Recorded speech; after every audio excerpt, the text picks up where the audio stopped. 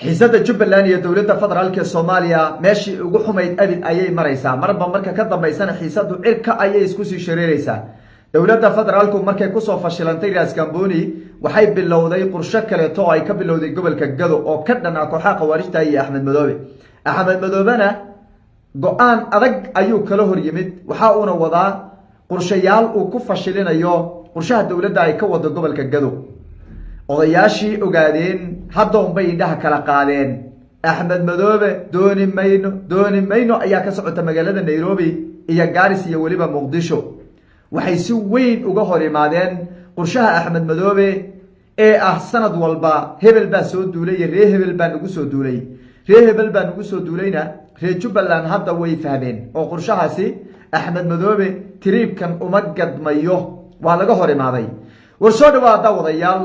waxaan rabaa muuqaalkan inaan ku dul istaago xogihii ugu dambeeyay isdooyinka siyaasadeed ee Jubbaland iyo dowladda federaalka ee Soomaaliya. xiisada Jubbaland iyo dowladda federaalka oo meeshii ugu xumayd abid maraysa marba marka ka dambeysana cirka isku sii shareeraysa. dowladda federaalku markii ay ku fashilantay qorshihii Raas Kamboni gobolka Jubbada Hoose ciidanka lagu geeyay ceeb weyna ay ka soo gaadhay waa la tashaday qorshe kale ayaa laga bilaabay gobolka Gado. maalmihii ugu dambeeyay gobolka Gado wuxuu wajahayay culaysyo siyaasadeed iyo sidoo kale loolan siyaasadeed oo u dhaxeeya dowladda federaalka iyo Axmed Madoobe oo 14 sano wax galaangalo fiican aan ku lahayn gobolka Gado aan daneyneynin dhibaatooyinka gobolka Gado ka taagan ayaa wuxuu bilaabayba in uu kula loolantaba dowladda oo ka hor istaago qorshayaasha ay doonayso in ay ka bilowdo gobolka Gado ee ka dhanka kooxda khawaarijta iyo waliba Axmed Madoobeba. waan dul istaagi doonaa isdooyinkaasi. dhanka kaleeto odayaasha beeraha ogaadeen oo shirar maalmihii ugu dambeeyay uga socday magaalada Garissa, Nairobi iyo waliba Muqdisho ayaa bayaano adag ka soo saaray qorshaha Axmed Madoobe iyo sidoo kale isdooyinka siyaasadeed ee Jubbaland iyo dowladda federaalka. eedayn culus ayayna Axmed Madoobe tusha uga tuureen waxayna ugu baaqeen ummadda Soomaaliyeed gaar ahaan kuwa reer Jubbaland iyo dowladda federaalkuba in midnimada laga shaqeeyo isla markaana laga xoreeyo Jubbaland Axmed Madoobe iyo sidoo kale kooxaha nabadiidkaaba. waxay sheegeen oo ay isla meel dhigeen in Axmed Madoobe loo baahan yahay naftigiisa in laga xoreeyo Jubbaland. deegaanada Jubbaland ee kooxda argagixisada gacantooda ku maqan la xoreeyo. hadallada qaybo kamid ah odayaasha dhaqanka ee meelahaasi shirarka ku yeeshayna qaybo kamidana wayna la wadaagi doonaa. soo dhawaada muuqaalka like saara aragtidiina noogu reeba qaybta commentiga. aynu ku bilownay wali waxaa taagan isdooyinka u dhaxeeya Jubbaland iyo dowladda federaalka ee Soomaaliya.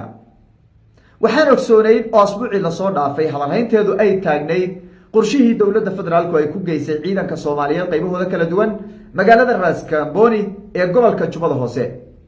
ciidanka halkaa la geeyay in badan oo waliba kamid ah taageerayaasha dowladda dhexe ma aysan ku taageersanayn in ciidan halkaasi la geeyo. saraakiisha ciidanka Soomaaliyeed ugu sareeya xogaan ka helayna waxay sheegayaan in iyaga naftirkooda ay isku khilaafeen oo go'aanka ciidanka halkaasi lagu geeyay ay lahaayeen shakhsiyaad dhowr ah oo ra'iisul wasaare Xamza Cabdi Barre uu kow ka yahay. si kastaba dowladdu halkaasi waa ku soo fashilantay waa looga gacansaday oo dhulku waa laga qabsaday oo ciidankii Axmed Madoobe daacadda u ahaa ayaa Raas Kamboni la wareegay kadib maalmo ama asbuucyo ay ciidanka dowladdu halkaasi ay ku sugnaayeen. ceeb xoogan ayaa dowladda federaalka ka soo gaadhay ciidankii Raas Kamboni la geeyay. taasi markay soo afjarantay ciidankiina Kenya intay galeen la daadgureeyay dowladdu waxay bilowday qorshe kale oo ah in gobolka Gado ciidamo laga dejiyo oo halkaa howlgalka laga bilaabo. arrintan iyo shaxdeeda waxaa la xaqiijiyay inuu leeyahay taliye Odawa oo horay ula soo shaqeeyay madaxweynihii hore ee Jamhuuriyadda Federaalka ee Soomaaliya Maxamed Cabdullaahi Farmaajo oo markii horena isagu la sheegay inuu ka biyadiidsanaa ciidankii Raas Kamboni la geeyay oo isagu uu yidhi baar dheere ceelwaaq beled xawo iyo deegaanada gobolka Gado meelaha ugu muhiimsan aan ciidamada geyno. ciidanka markaa hadda dowladdu waxay qaadatay go'aanka isaga ee markaasi soo babaxayay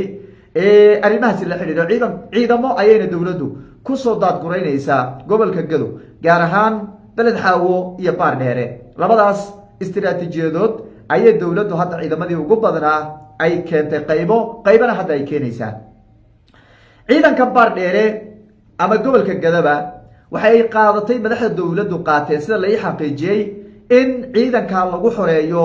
caasimada Jubbaland iyo degmooyinka kaleeto ee gacanta khawaarijta ku jira kadib markii dhulka la xoreeyo wixii ka dambeeya in Axmed Madoobe loo soo jeedsado markaas oo isaga dhinaciisa markaas loo soo jeedsado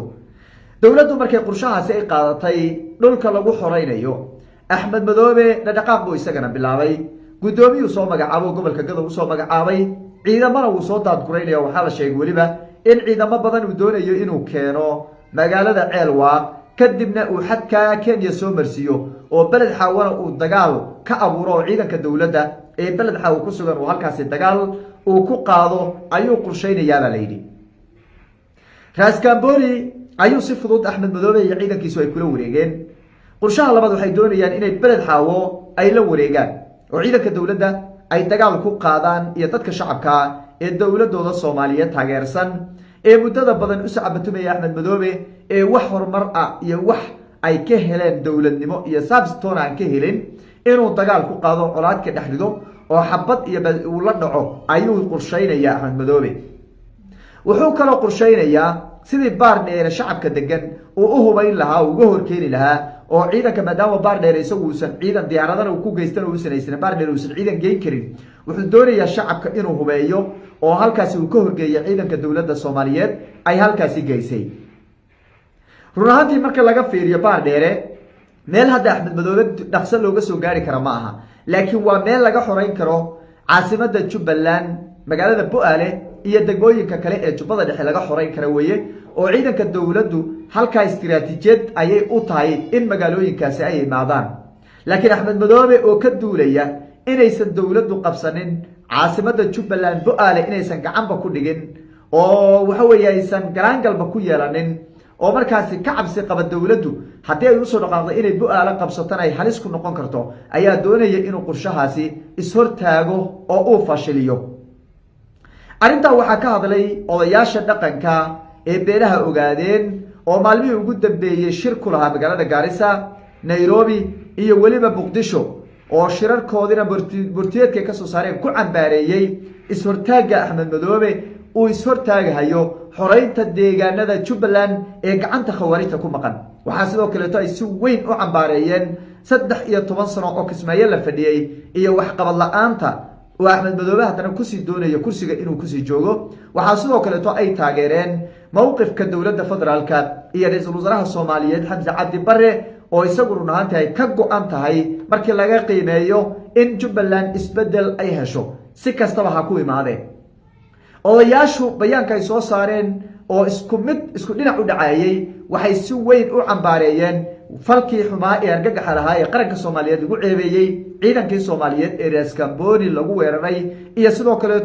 qorshayaasha Axmed Madoobe ee ah Kismaayo iyo Afmadow aan isla farfadhino isbedel yeesan helin shacabku horumar yeesan helin dhulka yaan la xoreynin oo cadawga laga xoreynin yeesan bulshada reer Jubbaland hadleen cidii hadasha hal la dilo hal la tarxiilo qorshaha nidaamka noocaasa ee 13 sano Kismaayo ka jira ayay si weyn u cambaareeyeen ayna ka hor imaadeen Axmed Madoobe markaan qiimeeyno taageerada maanta uu haystay waa koox yar oo 14 sano ama 13 sano Kismaayo uu joogo naas nuujid haysato maartay wixii imaada wax laga siiyo oo ayagu shilinkooda ilaashanaya taageero kale oo Jubbaland uu ka haysta malaha bulshada reer Jubbaland marka waxaan rabaa inaan ugu baaqo war dowladdu siyaasadeedu haba khaldanaato dowladda federaalku xoogaa siyaasad xumaba ha ku jirtay haddii dowladdu howlgal lagu xoreynayo deegaanada maqan iyo caasimadda Jubbaland ay bilowdo war shacabku uu iska rabtaagan rajo tahay gama sokayso dhulka Soomaaliyeed meelaha ugu badan ee khawaarijtu ay haysato waa Jubbaland meel kale maaha Axmed Madoobe in la xoreeyo diyaar ma aha Axmed Madoobe dhaqaaq buu bilaabayaa markay dowladdu dhaqaaq bilowdo markay aamustana waa dhiganaya ciidankiisa waa xareysanaya hal shilin inuu kaga baxo dooni maayo Axmed Madoobe hal shilin hubka xataa lagu tabarducay la siiyo ee tabarducaada loo siiyo wuu iibsadaan Axmed Madoobe waa nin tabcasho meesha u tagay uma tagin inuu u adeego bulshada reer Jubbaland uma tagin bulshada reer Jubbaland inay nabad ku noolaadaan uma tagin bulshada reer Jubbaland inay waxa weeye xuquuqda ay u sinaadaan uma tegin bulshada reer jubbaland inuu cadow ka xoreeyo umana joogo ilaa iyo hadda waa nin tabcasho ku jira waa nin aan qorshihiisa ogaanay waa nin dhammaantiinba wada ogsoon tihiin waxa laga faa'iideynaya ay tahay cuburin iyo dadka inuu laayo haddana wuxuuba bilaabayba in dalalka dibadda xataa oo askar u adeegsado lacaga ku bixiyo oo uu yidhaahdo soo qabta hebel soo qabta ama dhalinyaro uu tooriyo wato uu dhiibo ayuu haddana bilaabay qorshahaabaa socda oo axmed madoobe uu ka wadaa meel walbuna ka wadaa waxa weeye oo wadamada dariskaabuu ka wadaa waxaa la rabaa marka bulshada reer jubbalandow war midnima ina deeqda oo wadajir baa ina deeqa oo waddankeenu waa inaga badan yahay oo waa inagu filan yahay cadowga aan iska kicinno oo aan iska xorayno labadan kooxood ee jubbaland ku habsaday aan iska xorayno ee heshiiska ku ah ee qaybta kala qaybsaday aan iska xorayno war ilmaadaryaalu qabiil waxba inoo tari maayo jubbaland qabaa'ilada degaayi waa ku wada filan yahay haddii maamul cadaalada la helo dowladnima ina deeqda guruubina ma deeqo war aw nin ogaada inaan ahay waxaa ma qariyo runtaa idiin sheegaya axmed madoobe aan la dhashay